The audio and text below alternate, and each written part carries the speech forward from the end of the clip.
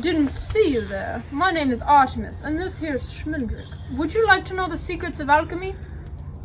Then come along! A lot of people think that alchemy is an ancient practice shrouded in mystery and secrecy, and they're not wrong. I remember when I was a wee little ineffectual and foolish sprout like Schmendrick here, attempting to learn the dastardly ways of alchemical science. I was looking for the ancient texts that I continued to see referenced across the board of multilingual writing, and nothing pointed me to what I wanted to do. What did I want to do?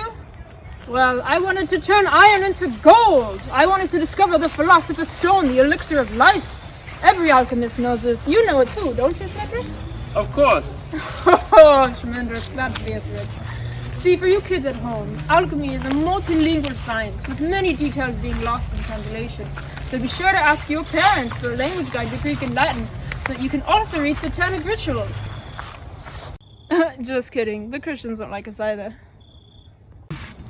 Haven't they come out and said, though, that the pursuits of alchemy are unrealistic and impossible, and that alchemy really only lends itself to modern chemistry? Hush now, Schmendrick. The only reason anyone is saying any of that is because of the rampant fraud and extortion. Whoa there, that was a close one, Schmendrick. Talk about what you're learning under my imperative instruction and what we're doing here, won't you? Well, other than trying not to get blown up, we've been working on the 3 basic pursuits of alchemy: creating the Philosopher's Stone, discovering the elixir of life, and transmutating metals into gold. But unfortunately, most alchemical writings make it difficult to discern secrecy from tradition, due to symbolic alchemical language and the fact that alchemy is multilingual. So if you're trying to get into alchemy, don't, because you'll end up just getting stuck with people like him. Oh, Schmendrick, you're stuck with the best people, and seriously stuck. You're behind on 4 months tuition. But you haven't even met Joseph yet, my good friend. He's focused more on the occult side of alchemy, the blending of the cosmos and the science to prove the beyond. Not that he needs to prove anything. That man can literally shoot fire from his fingertips. No, he can't. You haven't met him yet! Excuse me. Sorry, I have little tolerance for thrill seekers and puffers. Do you know what a puffer is, Schmendrick? No, because... It means you ain't legit, you fool. You ain't got clout, and you gotta let daddy do the big boy work, so just smile for the viewers and like to subscribe, you delicate viewers. Now, Schmendrick, talk about the 4-element theory and what influence that had. Well, Aristotle really advanced the 4-element theory, which suggests that all things are made out of water, earth, fire, and air. But a 5th element was added, quintessence, which served as a foundation for a lot of alchemical pursuits. And in modern occult alchemy, our quintessence is essential for transmutating elements, and in modern occult alchemy, in Artemis' seeming belief that magic exists, it is seen as a spiritual substance. So what we're doing now is using a dash of quintessence. A dash will go a long way now, so be careful with it, to make Amygma Violasia, the most potent hallucinogenic substance in the world, nicknamed Downfall of Humanity. It's also a poison, and it'll kill the shit out of you if you don't make the recipe exactly as it instructs. Ah, yes. So it seems that we recently ran out of quintessence, but I had enough for our recipe. Fantastic. You see, modern alchemy doesn't really exist. Alchemy lent itself to modern chemistry when they realized their pursuits were impossible. So what you'll find on alchemy now are analyses of early writings, alchemical philosophies, and the modern occult claim. Even practical alchemy isn't super fulfilling. Unless you have a kitchen like this, you might blow yourself up. Yes, there we are. Our lovely concoction that Joseph showed me how to make. Enigma Violasia. Shall we give it a go? Let's. Do you believe that the elixir of life doesn't exist? Are you looking for something to cure your existential dread about the state of your existence and your place in this meaningless cosmic clusterfuck?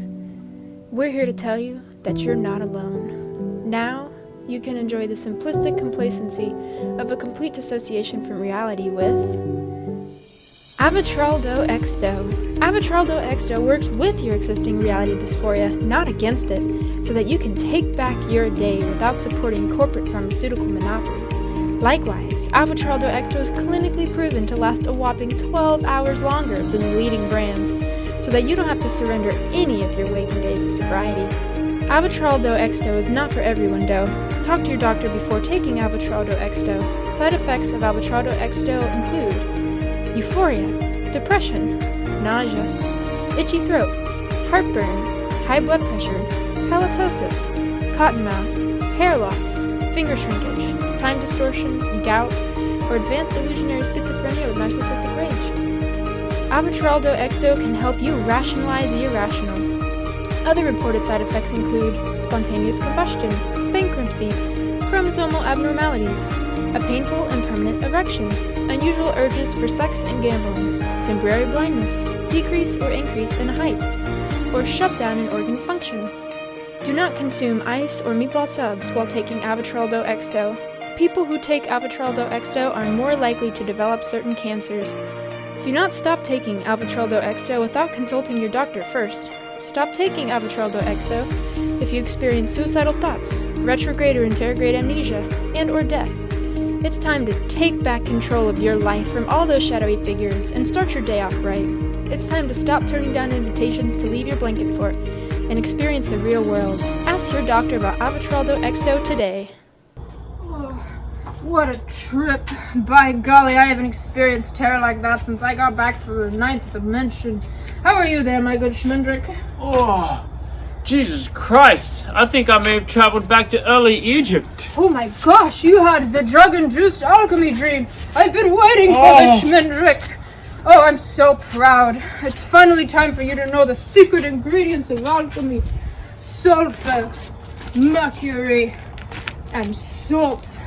The tria prima, the three primes, the heavenly substances. You see, according to the alchemy of Philippus, Areolus, Theophrastus, Bombastus, von Hohenheim, also called Paracelsus, two substances combine to make a third, an idea known as a law of the triangle. This was a lot of the work of early alchemists, heating up random substances and chemicals to see what happened, hoping to transmutate metals and trying not to die from toxic fumes. And these three substances were the cornerstone of what every alchemist used: a flammable, a volatile, and a solid. They didn't really achieve much in that regard other than coloring metals and making new chemicals. But Philippus Areolus Theophrastus Bombastus von Hohenheim was revolutionary in the 15th and 16th century in his combination of alchemy and medicine, famously saying, "In all things there is poison, and there is nothing without a poison. It depends only upon the dose whether it is a poison or not." And he was just one of many famous alchemists who revolutionized certain alchemical, astrological, and medicinal practices of that time that still benefit us today. But what about the Egypt part?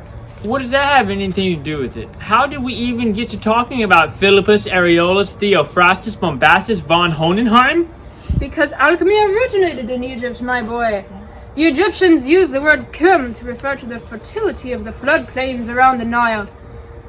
Then their philosophies and mummification processes lent itself to the Greeks becoming interested in their practices, and they introduced the aforementioned four-element theory. The Greeks called Egypt Chemia, and when Egypt was occupied by the Arabs in the 7th century, they added al to Chemia, making Alchemia, which meant the Black Land. And of course, India and China developed their own alchemical practices, but that's just where the term supposedly originated from. But you exploring Egypt in the drug-induced days mean that you have reached an advanced level of alchemy.